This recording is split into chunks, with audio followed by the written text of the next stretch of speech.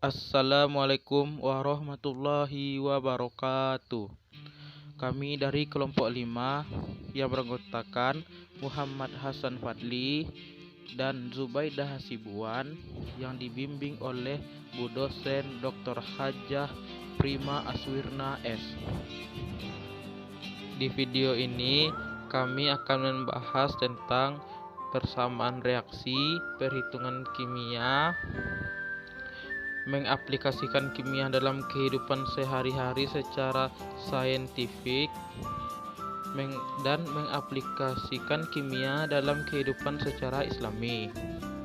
1. Persamaan reaksi. Dalam ilmu kimia, persamaan reaksi atau persamaan kimia adalah penulisan simbolis dari sebuah reaksi kimia. Rumus kimia per reaksi ditulis di sebelah kiri persamaan, dan rumus kimia produk ditulis di sebelah kanan. Koefisien ditulis di sebelah kiri. Rumus kimia sebuah zat adalah koefisien stoikiometri yang menggambarkan jumlah zat tersebut yang terlibat dalam reaksi relatif terdapat zat yang lain. Persamaan yang pertama kali dibuat oleh ahli iatrokimia Jean Beguin pada tahun 1615. Dalam sebuah persamaan reaksi, reaksi dan produk dihubungkan melalui simbol yang berbeda-beda. Simbol panah 1 digunakan untuk reaksi searah, simbol panah 2 dengan arah panah berlawanan untuk reaksi dua arah, dan simbol panahnya 2 dan simbol yang berlawanan juga ini untuk reaksi kesetimbangan. Misalnya, persamaan reaksi pembakaran metana dalam suatu gas alam oleh oksigen dituliskan sebagai berikut. CH4 ditambah 2O2 menjadi CO2 ditambah 2H2O. Seringkali pada suatu persamaan reaksi, wujud zat bereaksi dituliskan dalam singkatan sebelah kanan rumus kimia tersebut. Huruf S melambangkan padatan, L melambangkan cairan, G melambangkan gas, dan AQ melambangkan larutan dalam air. Misalnya reaksi padatan kalium atau K dengan air atau 2H2O menghasilkan larutan kalium hidroksida KOH dan gas hidrogen atau H2 dituliskan sebagai berikut: 2K dalam bentuk solid ditambah 2H2O dalam bentuk liquid menjadi 2KOH dalam bentuk aqua dan H2 dalam bentuk gas. Selain itu, paling kanan dari sebuah persamaan reaksi kadang-kadang juga terdapat suatu besaran atau konstanta. Misalnya perubahan entalpi atau konstanta kesetimbangan. Misalnya proses Haber atau reaksi sintesis amonia dengan perubahan entalpi dituliskan sebagai berikut: N2 dalam bentuk gas ditambah 3H2 dalam bentuk gas juga menjadi 2NH3 dalam bentuk gas. Entalpinya yakni minus 92,4 kJ per mol. Suatu persamaan disebut setara jika jumlah unsur pada sebelah kiri persamaan dengan jumlah unsur tersebut di sebelah kanan yakni sama. Dan dalam reaksi ionik, jumlah total muatan harus setara juga. Yang kedua yaitu perhitungan kimia. Perhitungan kimia adalah aplikasi dari hukum-hukum dasar kimia. Melalui perhitungan kimia, kita dapat menghitung jumlah zat-zat yang bereaksi dan hasil reaksi. Hukum dasar perhitungan kimia meliputi 1. Hukum kekekalan massa, yakni hukum Lavoisier. Hukum kekekalan massa dikenal juga dengan hukum Lomonosov-Lavoisier. Hukum ini menyatakan massa dari sistem tertutup dan akan konstan walaupun di dalam sistem itu sendiri terjadi berbagai macam proses. Pernyataan umum dipakai guna menyatakan untuk kekekalan massa, yaitu massa dapat berubah untuk bentuk akan tetapi tidak bisa diciptakan atau dimusnahkan. 2. Hukum perbandingan tetap atau hukum Proust. Dalam ilmu kimia, Hukum perbandingan tetap lebih dikenal dengan hukum Proust atau diambil dari nama kimiawan Prancis Joseph Proust. Hukum tersebut menyatakan bahwa suatu senyawa kimia terdiri atas unsur-unsur dengan perbandingan massa yang selalu sama. Dengan kata lain, setiap sampel pada suatu senyawa mempunyai komposisi unsur yang tetap. Misalnya, air terdiri atas 8/9 massa oksigen dan 1/9 massa hidrogen. 3. Hukum perbandingan berganda atau hukum Dalton. John Dalton pertama kali mengemukakan pendapat ini pada tahun 1803. Beberapa tahun sebelumnya, kimiawan Perancis sudah mengemukakan hukum perbandingan tetap.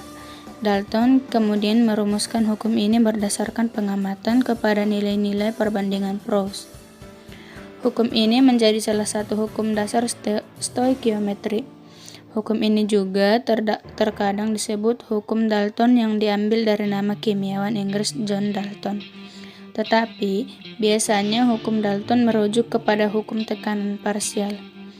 Hukum ini menyatakan bahwa jika dua unsur bereaksi dan kemudian membentuk dua atau lebih senyawa, maka perbandingan berat salah satu unsur yang bereaksi dengan berat tertentu dari unsur yang lain pada kedua senyawa itu selalu merupakan perbandingan bilangan bulat sederhana. 4. Perbandingan volume atau Gay-Lussac. Hukum perbandingan volume menyatakan bahwa saat gas bereaksi bersama-sama menjadi gas lain dan semua volume diukur pada suhu dan tekanan yang sama, maka rasio antara volume gas reaktan dengan produk bisa dinyatakan dalam bilangan bulat yang sederhana. Hukum penggabungan volume gas dipublikasikan Joseph Louis Gay-Lussac pada tahun 1808. Hukum Gay-Lussac dapat dirumuskan sebagai berikut. Yang kelima yakni hipotesis Avogadro. Hukum Avogadro atau hipotesis Avogadro atau prinsip Avogadro yaitu suatu hukum gas yang diberi nama sesuai dengan penemuannya, yaitu ilmuwan Italia Amedeo Avogadro. Pada tahun 1811, Avogadro mengajukan hipotesis bahwa gas-gas yang mempunyai volume sama pada temperatur dan tekanan yang sama akan memiliki jumlah partikel yang sama pula.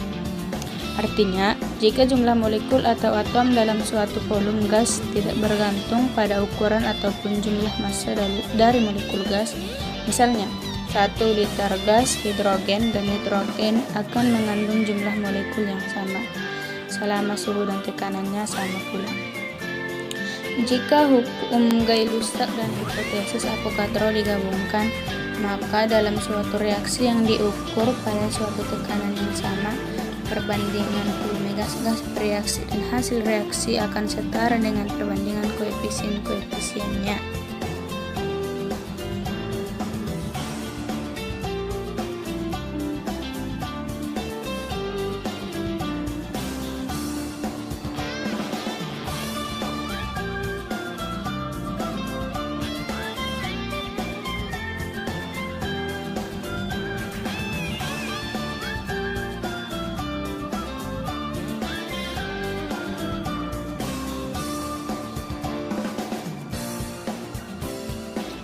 Tiga, mengaplikasikan kimia dalam kehidupan sehari-hari secara saintifik. Yang pertama, menghilangkan permen karet. Bisa dilakukan dengan menggunakan es batu. Dengan membekukan permen karet dengan es akan membuat rapuh. Dan juga bisa menggunakan pelumas untuk menghilangkan lengket lemnya. Dan kita langsung bisa menggesernya dari sepatu atau pakaian kita. Yang kedua, kita dapat menghindari menangis saat mengiris bawang dengan cara mendinginkan bawang ke dalam lemari es atau freezer. Bila ingin lebih cepat sebelum memotong bawang tersebut, pendinginan suhu ini memperlambat laju reaksi kimia sehingga membutuhkan waktu lebih lama untuk senyawa asam untuk membentuk senyawa tersebut dan kecil kemungkinan untuk menghembus ke arah mata kita. Selanjutnya, mengaplikasikan kimia dalam kehidupan secara islami. Unsur kimia di dalam madu petunjuk kepada kekuasaan Allah, merubah struktur sifat dan kegunaan berbagai unsur. Dan Tuhanmu mewahyukan kepada lebah, buatlah sarang-sarang di bukit, di pohon-pohon kayu, dan di tempat-tempat yang dibikin manusia. Kemudian makanlah dari tiap-tiap macam buah-buahan dan tempuhlah jalan Tuhanmu yang telah memudahkan bagimu. Dari perut lebah itu keluar minuman madu yang bermacam-macam warnanya. Di dalamnya terdapat obat yang menyembuhkan bagi manusia. Sesungguhnya pada yang demikian itu benar-benar terdapat tanda kebesaran Tuhan bagi orang-orang yang memikirkan. Quran Surat An-Nahl ayat 68 hingga 69.